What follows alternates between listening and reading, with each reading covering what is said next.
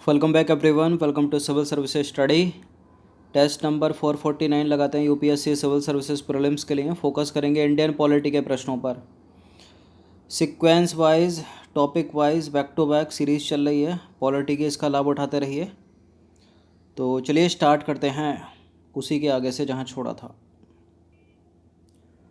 तो आ जाइए, question number 1 है, निम्नलिखित कथनों पर विचार करना है। चार स्टेटमेंट है, अच्छे से उनको सुनिएगा, देखिएगा, समझिएगा और पढ़िएगा। पहला स्टेटमेंट है, राज्यसभा एक स्थायी सदन है जिसको कभी भंग नहीं किया जा सकता और राज्यसभा के 1/2 सदस्य प्रत्येक 2 वर्षों की समाप्ति पर सेवानिवृत्त होते हैं और राज्यसभा के सदस्यों का कार्यकाल 6 वर्ष का होता है और राज्यसभा के सदस्य चुने जाने के लिए न्यूनतम आयु 35 वर्ष होनी चाहिए। एक ही प्रश्न में कितने सारे सवाल कर दिए, कितने सारे सवाल कर दिए। तो पहला स्टेटमेंट करेक्ट है, राज्यसभा एक स्थायी सदन है जिसे भंग नहीं किया जा सकता और लोकसभा को भंग किया जा सकता है। राज्यसभा के 1/2 मतलब 50% सदस्य नहीं, गलत है स्टेटमेंट। 1/3 सदस्य प्रत्येक 2 वर्षों में सेवानिवृत्त हो जाते हैं। एलिमिनेट करिए इसको। राज्यसभा के सदस्यों का कार्यकाल 6 वर्ष का होता है, करेक्ट है। राज्यसभा का सदस्य चुने जाने के लिए न्यूनतम आयु कितनी है? 30 वर्ष है। ये 35 वर्ष किसकी है? राष्ट्रपति उपराष्ट्रपति बनने के लिए। और 25 वर्ष किसकी है? लोकसभा का सदस्य बनने के लिए। लोकसभा का सदस्य बनने के लिए 25, राज्यसभा का सदस्य बनने के लिए 30। तो इसमें से कौन कौन गलत कर दो?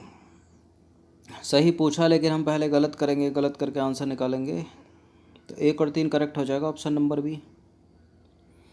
तो देखिए, राज्यसभा स्थायी सदन है जिसे कभी भंग नहीं किया जा सकता। भारतीय संविधान के अनुच्छेद 83 फर्स्ट में उपबंध है और राज्यसभा के 1/3 सदस्य, कितने? 1/3 सदस्य प्रत्येक 2 वर्षों में सेवानिवृत्त हो जाते हैं। राज्यसभा के सदस्यों का कार्यकाल 6 वर्ष का होता है और राज्यसभा का सदस्य चुने जाने के लिए न्यूनतम आयु सीमा कितनी होनी चाहिए? 30 वर्ष। भारत का प्रधानमंत्री राज्यसभा से भी बन सकता है और लोकसभा से भी बन सकता है। यानी अगर एक प्रश्न ऐसा पूछा था कि भारत का प्रधानमंत्री बनने के लिए न्यूनतम आयु सीमा कितनी होनी चाहिए, तो 25 वर्ष, क्योंकि 30 से कम है ना 25। लोकसभा का सदस्य बन सकता है। क्वेश्चन नंबर 2 पर आ जाइए। निम्नलिखित कथनों पर विचार करना। 2 स्टेटमेंट है यहाँ पर, बताने के इनमें से कौन सा करेक्ट है। लोकसभा की अधिकतम सदस्य संख्या 550 हो सकती है। इनमें 530 सदस्य राज्यों से आते हैं और 20 सदस्य केंद्र शासित प्रदेश से आते हैं। देखिए, गिनती के तौर पर नीचे वाला तो करेक्ट है, 530 स्टेट से आते हैं और 20 जो है यूनियन टेरिटरी, यूटी मतलब केंद्र राज्य प्रदेशों से आते हैं। और पहला वाला गलत है क्योंकि 2 एंग्लो इंडियन खा गए क्या? पहला वाला स्टेटमेंट 2 एंग्लो इंडियन को खा गया क्या? अधिकतम सदस्य संख्या कितनी हो सकती है? 552, 552 हो सकती है। केवल 2 करेक्ट है यहाँ पर। तो कथन 1,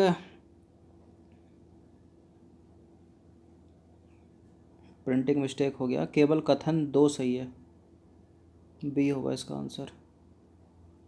चलिए, तो देखिए, लोकसभा की अधिकतम संख्या जो है 552 हो सकती है, जिसमें 530 सदस्य राज्यों से आते हैं और 20 सदस्य केंद्र शासित प्रदेशों से और 2 सदस्य राष्ट्रपति द्वारा मनोनीत किए जाते हैं, एंग्लो इंडियन।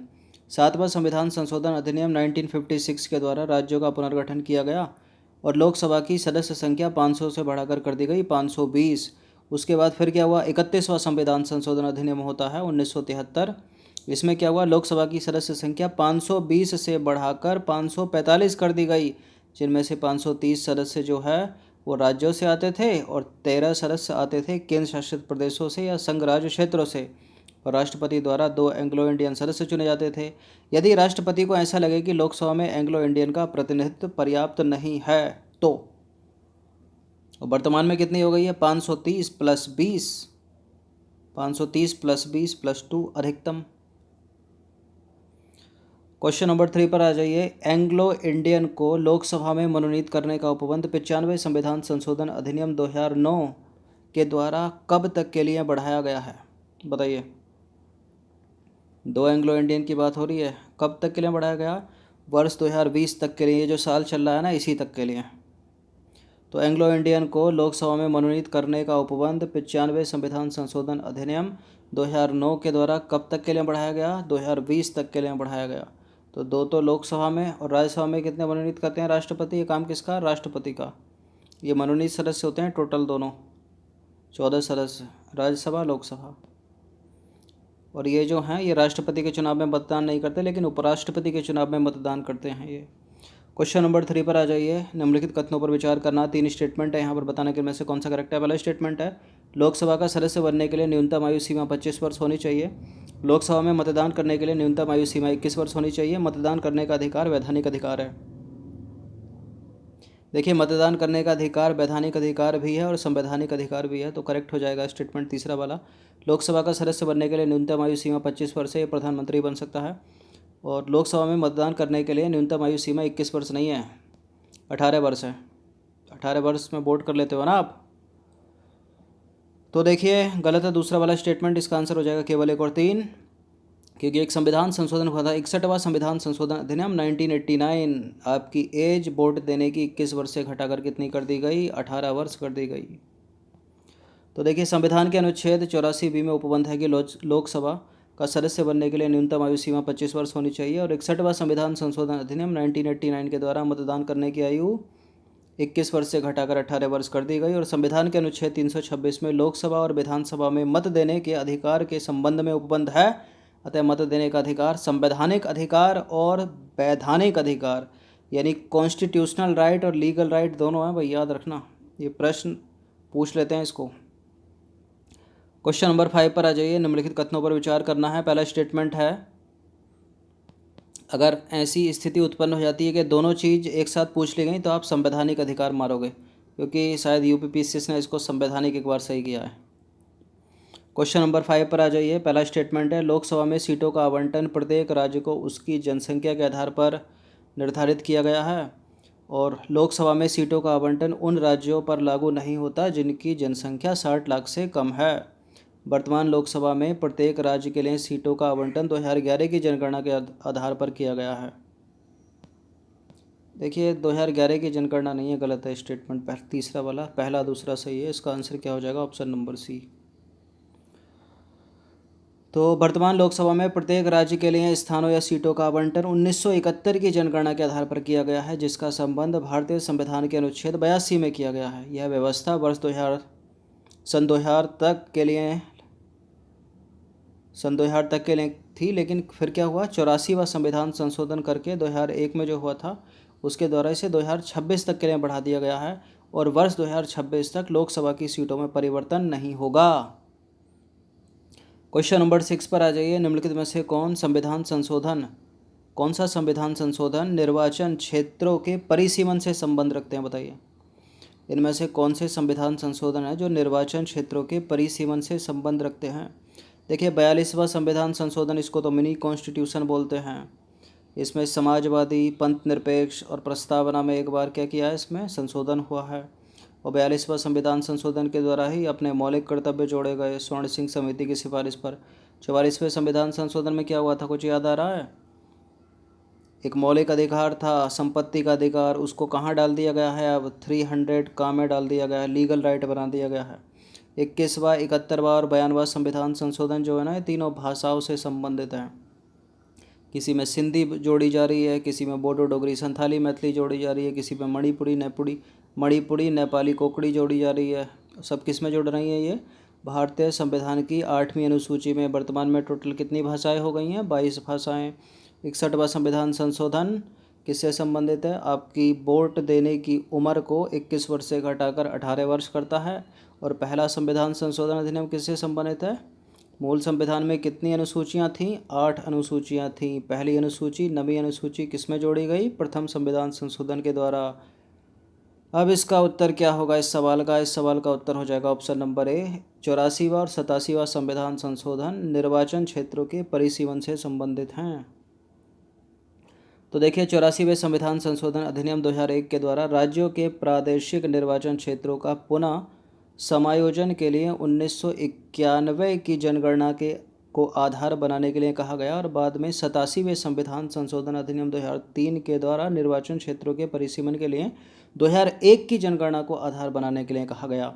संसद ने परिसीमन आयोग अधिनियम 1952 में, 1962 में, 1972 में और 2002 में पारित किया है। क्वेश्चन नंबर 7 पर आ जाइए। निम्नलिखित कथनों में से कोई एक कथन गलत है, कौन सा गलत है।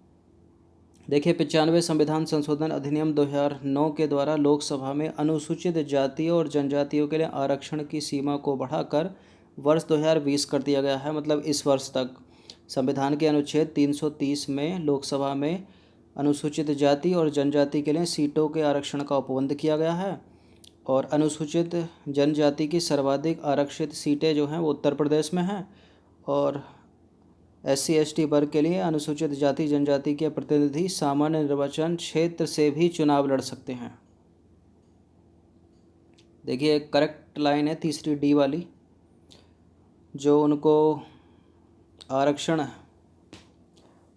जो सीटें निर्वाचित हुई हैं उनसे तो लड़ ही सकते हैं, साथ ही साथ वो सामान्य निर्वाचन क्षेत्र से भी लड़ सकते हैं, लेकिन कोई सामान्य वर्ग का इनके निर्वाचन क्षेत्र से चुनाव नहीं लड़ सकता। ऐसा समानता समता के लिए किया गया समाज में। अनुसूचित जनजाति की सर्वाधिक सीटें, मतलब ST वर्ग की सर्वाधिक सीटें लोकसभा में उत्तर प्रदेश की नहीं है, जनजाति की बात हो रही है, मध्य प्रदेश में। गलत है, C गलत है, D करेक्ट हो गया। और बाकी 330 में उपबंध किया गया है,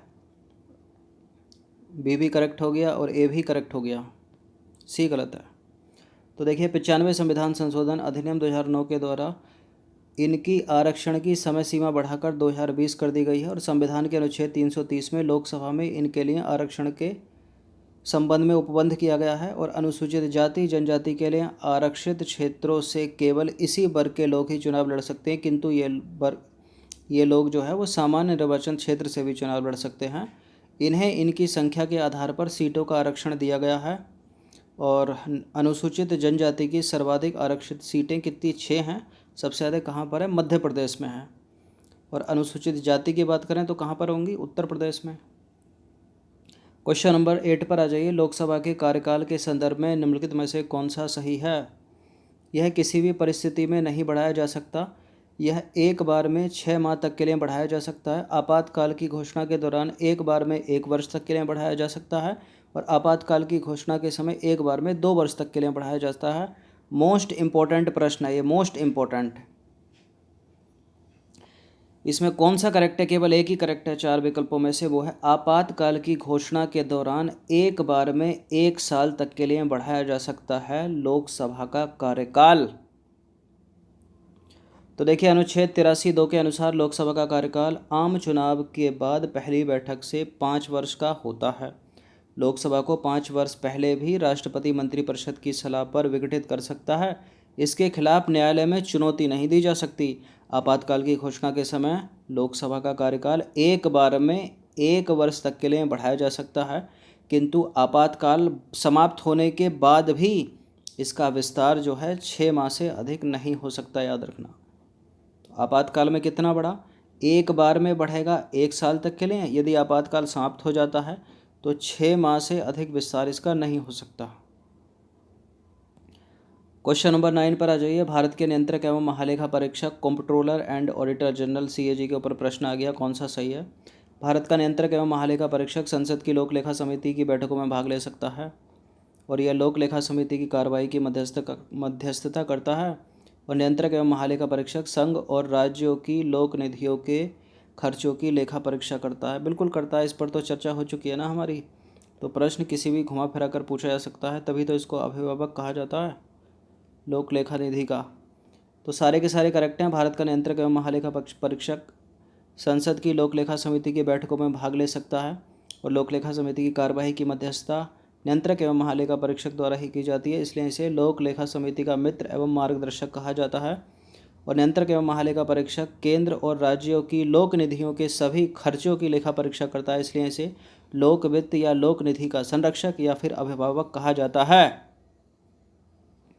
अब देखिए संविधान के अनुच्छेद 151(1) में उपबंध है कि CAG मतलब महानियंत्रक लेखा परीक्षक, नियंत्रक एवं महालेखा परीक्षक अपनी रिपोर्ट जो है राष्ट्रपति को सौंपेगा और राष्ट्रपति उसे संसद के दोनों सदनों के समक्ष रखवाएगा। इस आधार पर CAG की रिपोर्ट पर उचित कार्यवाही करने की जिम्मेदारी किसकी हो गई? संसद की, अंतिम जिम्मेदारी।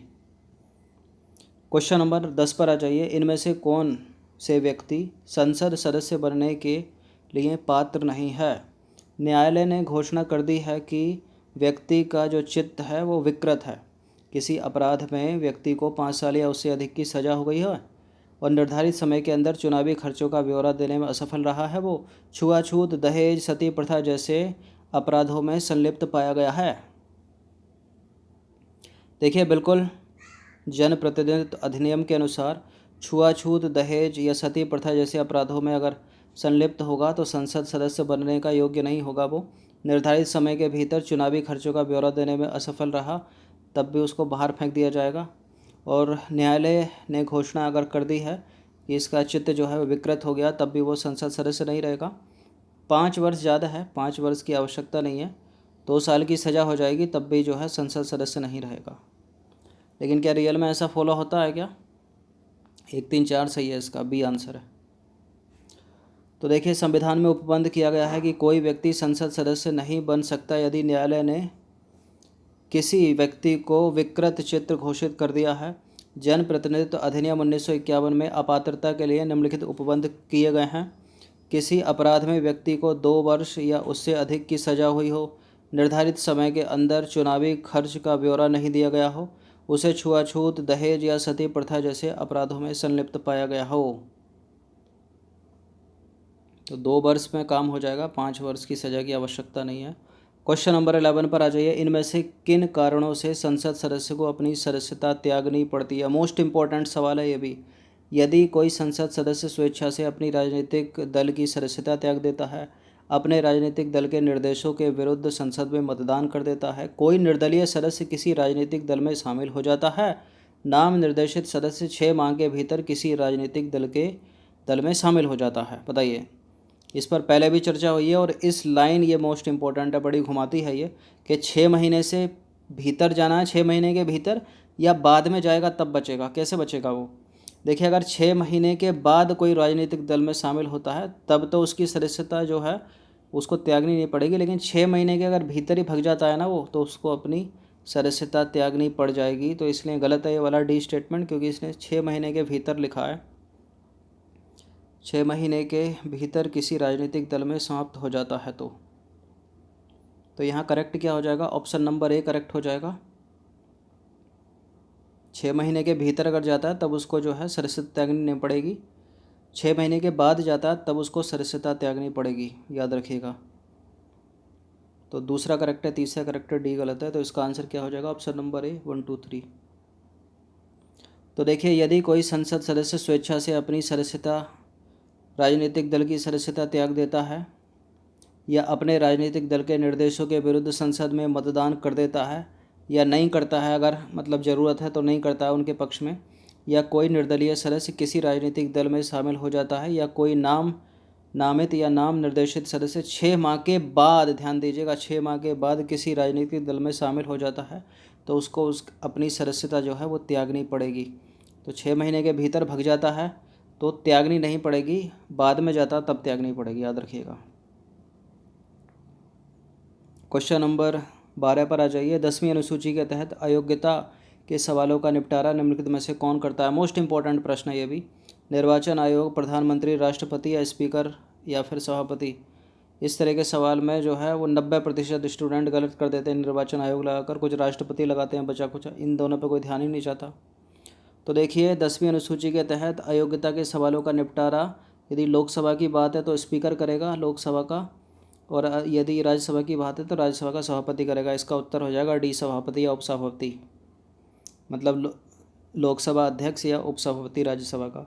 तो 10वीं अनुसूची के तहत अयोग्यता के सवालों का निपटारा राज्यसभा में सभापति और लोकसभा में लोकसभा अध्यक्ष करता है। वर्ष 1992 में सर्वोच्च न्यायालय ने निर्णय दिया कि सभापति या अध्यक्ष द्वारा दिए गए निर्णय जो है वो अंतिम होंगे और किसी न्यायालय में चुनौती नहीं दी जा सकती, उनको न्यायिक समीक्षा नहीं हो सकती उनकी, हो सकती है, उनकी न्यायिक समीक्षा हो सकती है। 1992 में जो है सर्वोच्च न्यायालय ने निर्णय दिया, इसलिए हो सकती है, क्या पता सभापति और अध्यक्ष खुंदक खाया बैठा हो किसी सदस्य से, तो समीक्षा हो सकती है, न्यायिक समीक्षा 1992 में। क्वेश्चन नंबर 13 पर आ जाइए। अंतिम प्रश्न है इस टेस्ट का। दल बदल के संदर्भ में निम्नलिखित में से कौन सा कथन सही है?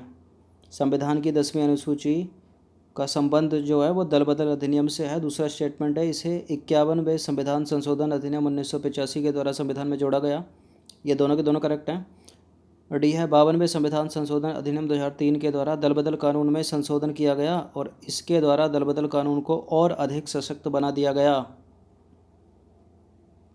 देखिए, सारा करेक्ट है, लेकिन यहाँ गलत है। 51वां संविधान संशोधन में किया गया, गलत है स्टेटमेंट ये।